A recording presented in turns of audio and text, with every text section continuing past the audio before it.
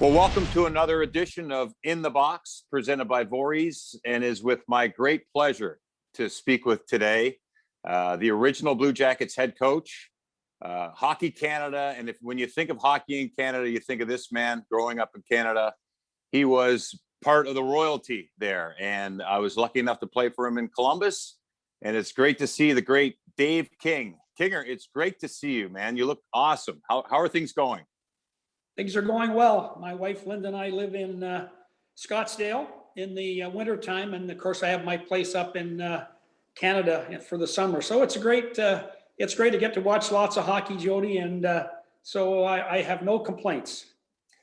Well, let's talk about not just watching hockey. I want to go back to some memories with Columbus. And if I'm not mistaken, you were an assistant in Montreal at the time. Walk us through being informed that you were a candidate and then you became the head coach of this expansion franchise back in 2000. Yeah, I was the head coach of the Calgary Flames, and then I moved to Montreal to work with Alain Vigneault and the Montreal Canadiens. We knew that expansion was going to occur, and the Blue Jackets job, we knew that it would be there.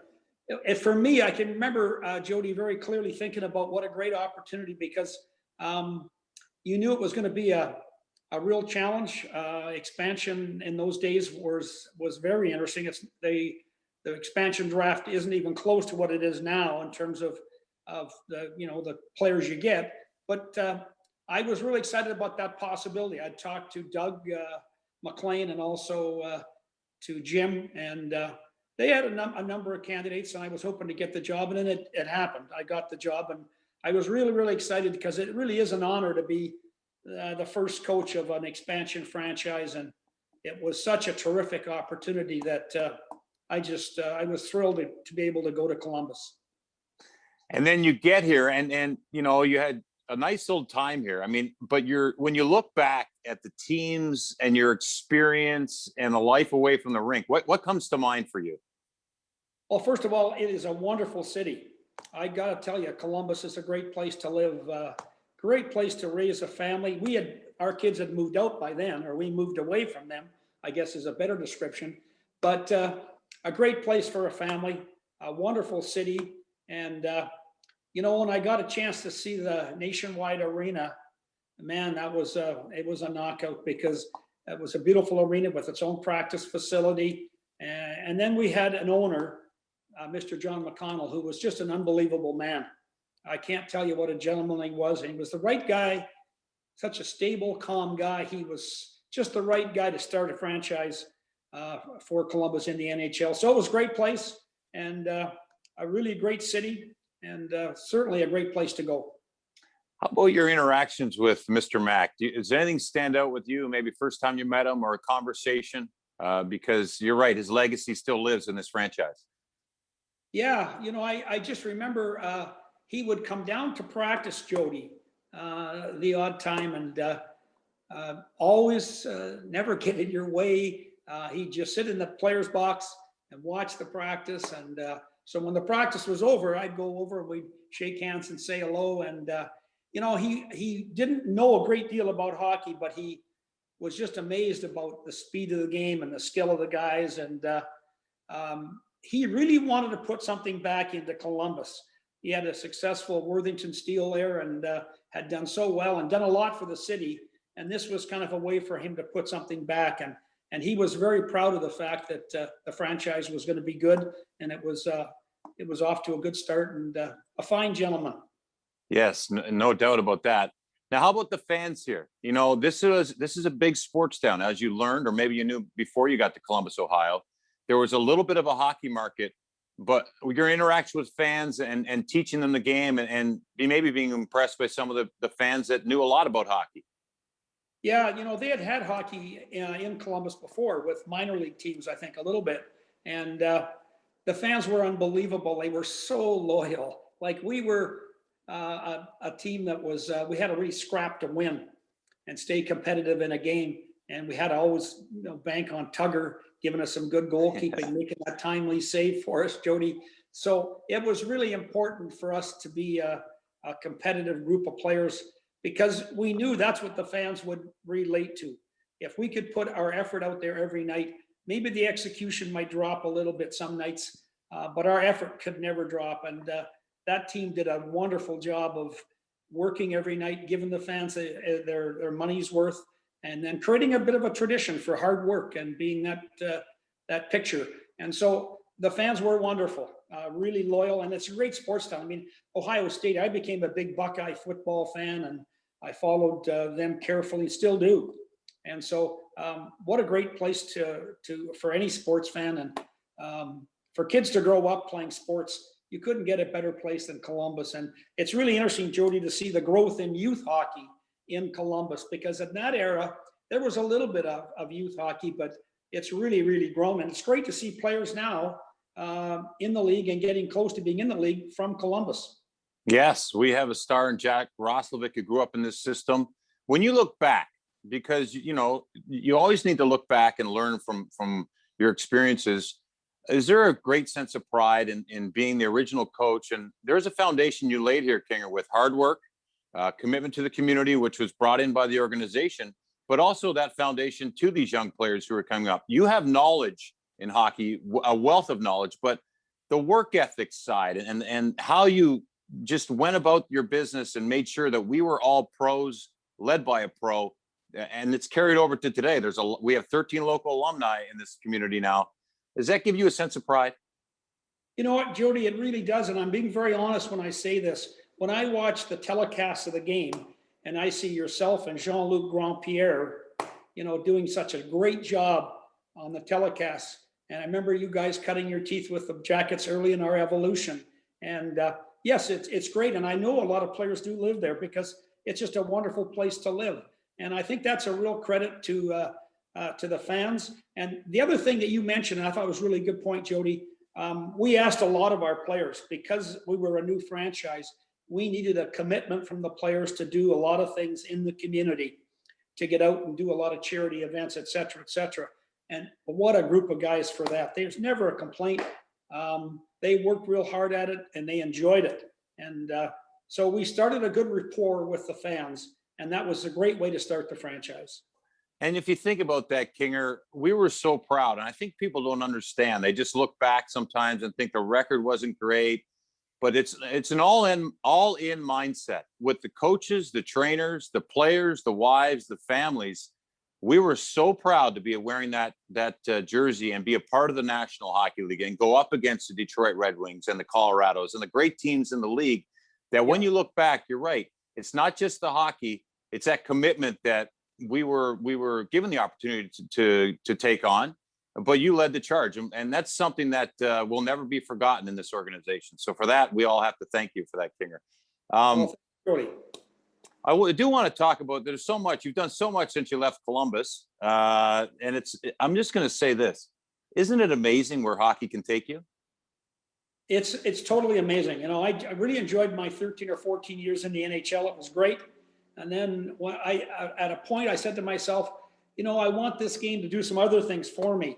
So that's when I started to coach a little bit in Europe. And I also coached in Russia, which was an interesting experience for me, Jody. So, you know, it is an amazing game. Did you ever think you would play in the NHL and then become a broadcaster in the NHL? It gives all kinds of opportunity. You meet so many interesting people, and hockey is a great life. I think you'd probably agree. I don't think I've ever worked a day in my life when I've been in hockey. It just doesn't seem like that. When you're so motivated and committed to something, like players are and like coaches are in the NHL, it becomes a passion. So it's no longer a job. It's just a passion. It just means that much to you. So yeah, I was very lucky to be able to get into Columbus and have such a great time there. And I still keep in touch with a lot of people in that area.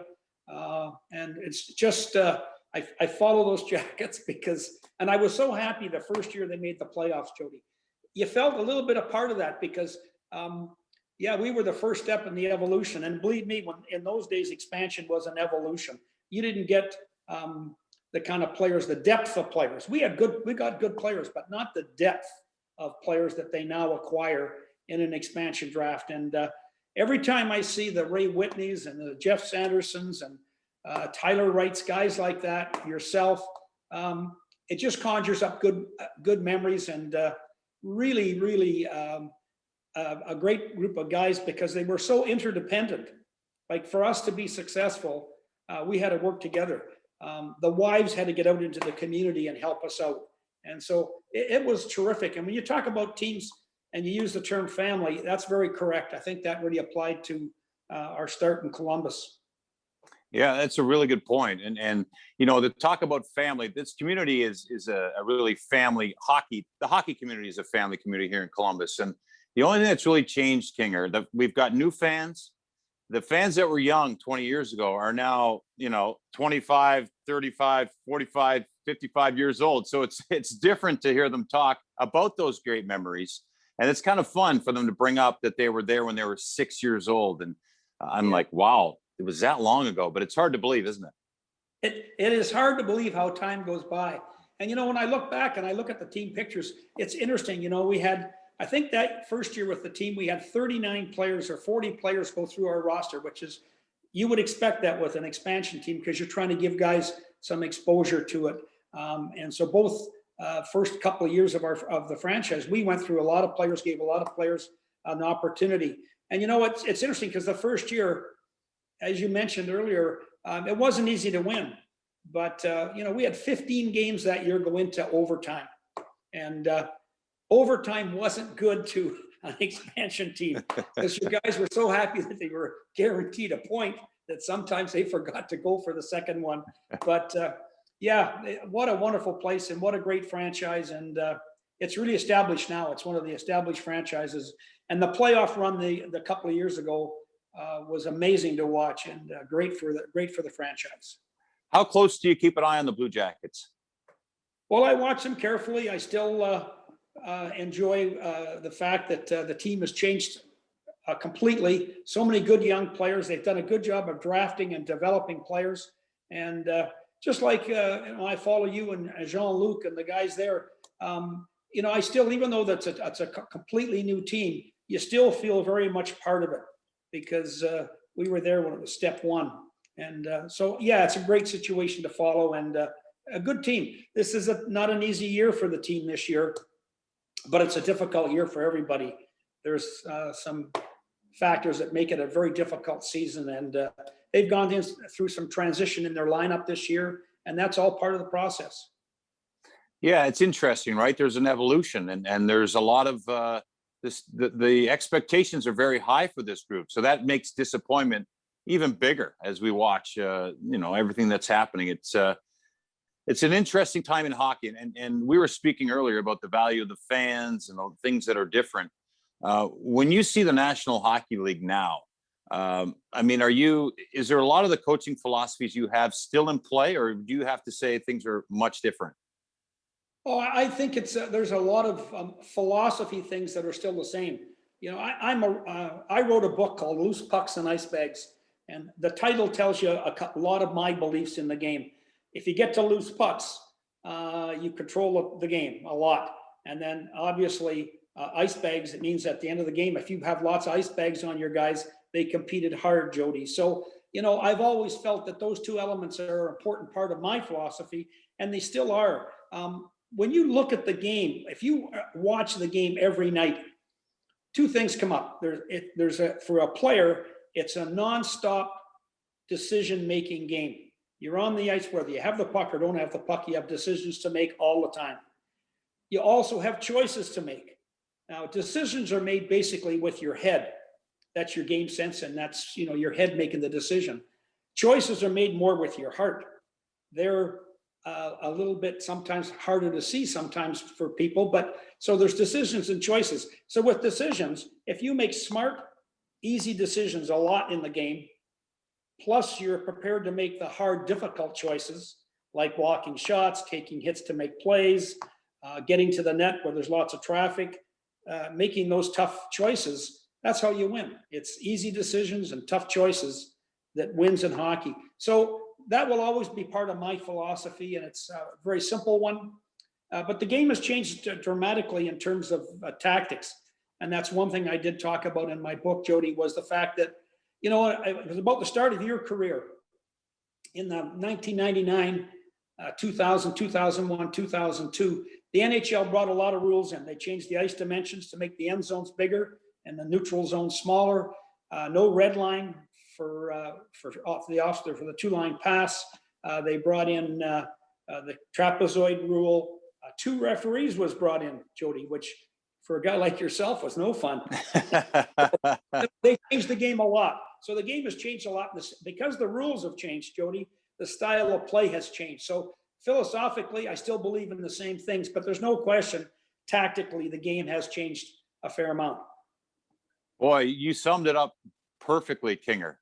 Decisions and choices, and the way you talk about the simple aspects of the game, it seems like the teams that can figure out how to play the simplest will go the furthest. And I mean that with all the skill that Tampa had, St. Louis, the recent winners. When you look at the success of Florida, the simplicity of getting the puck out of their own end clean and attacking with a purpose and with a simple mindset, plus not those turnovers that every coach just despises. You're right. It's a very simple game at the core. And there might be a period here where we've gone and complicated things. Yeah, I think, in coaching, we use the word, simplicity, and it doesn't mean the game, shouldn't be a possession game. It doesn't mean players should not be able to display their skills. It's just at the right time, at the right place, making the right decision. And, the game now, I like the fact that with especially with the zero tolerance, the smaller player, Jody, can now play. Can you imagine, like Ray Whitney, most of his career, if he could have played Jeff Sanderson, where there was zero tolerance, these guys would have been amazing players. They already were amazing players with their stats. They could have been even better. So now we have smaller players being able to play because of what the NHL has done. So I think they wanted to make the game more entertaining, and to a certain extent it has worked. But I got to tell you, Jody, one of my pet peeves in the game is these 30-second or 60-second offensive zone sequences where teams just cycle the puck. Nothing really gets to the net. The defenders all sag and play off and just protect the inside. And I got to tell you, that's not very exciting. The game is at its best when you can get transition. And that's, I think, why coaches have to let players play a little bit too, because, to get an advantage offensively, sometimes you have to take a little risk. And coaches have to learn to accept that risk is part of a good offense. You can't take it away. You need a good goalie for that, don't you, Kinger? Yeah, you do. Oh, you got to have a good goalie. And that's, I'll tell you, our first year, we had Ron Tugnut for a couple of years, and Tugger was just great. He made so many, I'd call them timely saves, Jody, when we really needed one. He often was the guy that settled the game down with a big save. So you don't win without good goalkeeping. It's a rarity if you do. I want to get to you a little bit more now, Kinger, in current times. What's keeping you busy? And I have to ask about your running. I know you and Larry Larson, a legend here in the Columbus area who's moved out west, stay in touch. I get updates on you and Linda all the time from him. But how is the running? Are you still involved with that? Are you still committed as much as you were? Yeah, I've run now, Jody. I'm in my August the 1st. It'll be 33 years. Third. My wife just said to me, 34 years with, I can't even remember the number of years anymore, 34 years without missing a day. So yeah, I have always been a runner. I've always felt it was my time for therapy, where I could think about things, not have any phones to answer.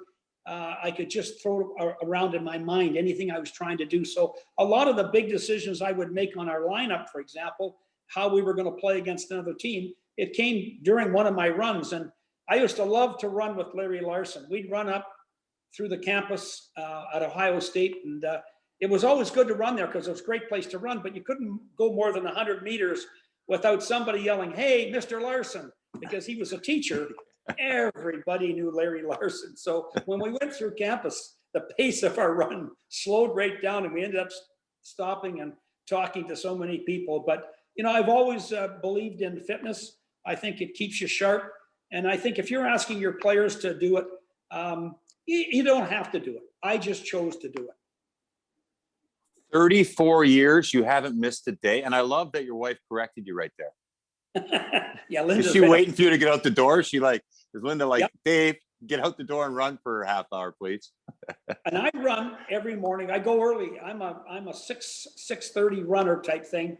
And I got to be honest, Jody, I used to go an hour and a half sometimes. Now it's 35 minutes. So, I've been able to adjust my pace and my distance, because as I get older, you want to be able to do it. So you gotta read your body a little bit. But I enjoy it. It's just always been something that I don't think it's work to me. It's a natural part of my morning routine that I like. Well, that's fantastic. I mean, the dedication and professionalism, you've always really held that in high regard, and we as players notice, Kinger, and to talk to you today and see how well you're doing, to hear you're still doing that is just incredible. So hats off to you for that. You know what? I appreciate you taking the time. We all appreciate the time, taking the time today to join us for In the Box, presented by Vorys. I'm glad you're doing well. You know what? You've been a star in Columbus, and all those memories you have are still bright here. So thank you for your time and everything you've done for this organization, and all the best to you, Kinger. Hey, Jody, thank you so much. And I really think the name In the Box is so appropriate. You couldn't get a better name for a podcast. Well done. So good luck. Sorry, go ahead. Good luck to the Jackets. I'll always follow them, and give my regards to John. Great coach. I will.